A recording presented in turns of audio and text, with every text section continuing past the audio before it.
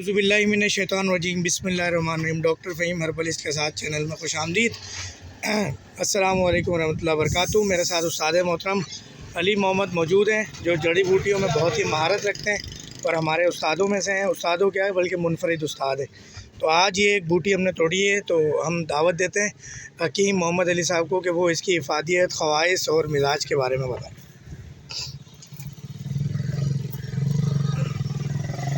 अस्सलाम वालेकुम दोस्तों, मैं हकीम मोहम्मद अली शेख आपकी खिदमत में हाजिर हूँ।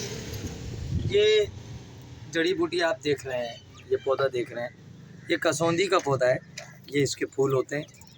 इसकी शक्ल सना मक्की से मिलती जुलती होती है, पत्तों वगैरह की, लेकिन इसमें फलियाँ ज़रा अलग होती हैं। फूल सेम एज़ लाइक सना की तरह होते हैं, मगर इसकी जड़ काली होती है। ये कसौंदी है, कसौंदी की जड़ सियाह होती है। तो ये इसकी जड़ बवासीर के लिए बहुत ही मुनफरिद मकाम रखती है।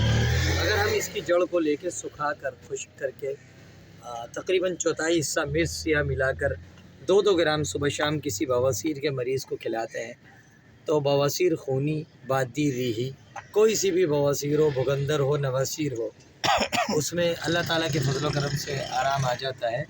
आप इसको बखूबी देख लें, इस पौधे को, और इसका इस्तेमाल करा के देखें। ये वीडियो खुसूसी तौर पे हुक्मा हज़रात के लिए है। इसका फ़ायदा उठाएं और हमें दुआएं दें। इंशाअल्लाह वल अज़ीज़ फिर किसी बूटी के साथ मिलेंगे। शुक्रिया, अल्लाह हाफ़िज़। वीडियो को आखिर तक देखने का बहुत बहुत शुक्रिया। लाइक शेयर सब्सक्राइब ज़रूर कीजिएगा। अस्सलामु अलैकुम वरहमतुल्लाहि वबरकातुहू।